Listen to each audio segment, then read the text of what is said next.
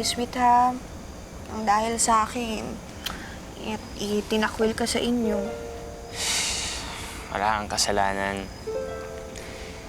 Wala naman sigurong masama na nagmamahalan tayo, di ba? Paano na yan? Doon ka muna sa Ate Christine mo titira? Sigurado ka ba? Dito na muna ako sa Manila.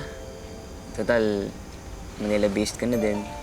Eh di, madalas tayo makapagsama. Alam mo, sweet, sabi sa akin ng family ko, kung ayaw daw sa akin ng daddy mo, mas ayaw daw nila na mapasok ako sa pamilya niyo, lalo na kung aapihin lang nila ako at pagsasalitaan ng mga masasakit na salita. Kasi pare-pareho lang naman daw tayo, wala naman daw pinagkaiba. Mga Pinoy naman tayo, so bakit ba daw may discrimination ng mga Chinese sa amin? Teka.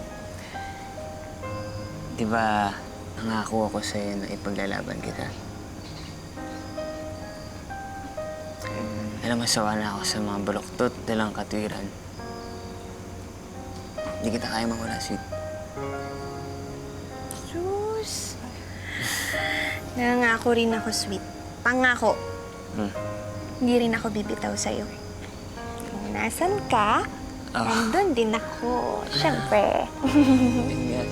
Naging mas malapit at laging magkasama sina Richard at Melanie nang manirahan na sila pareho sa Maynila.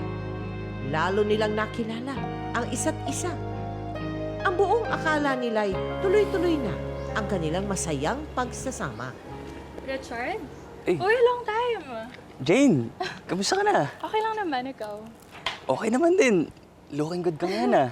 Well, keep in touch na lang, ah. Oo naman. Okay, bye. Ingat ka, ah. Sino naman yun? Kung magkamustahan kayo, parang wala ako dito, ah. May something ba kayo? Naging polite lang ako dun sa tao. Alam ka naman sinabing ko, di ba? Alam mo, nakakahalata na ako, ah. Yang mga babae na yan na ang kikiribumati sa'yo, palagi hindi mo na lang kilala. Parang alibay mo na lang, eh.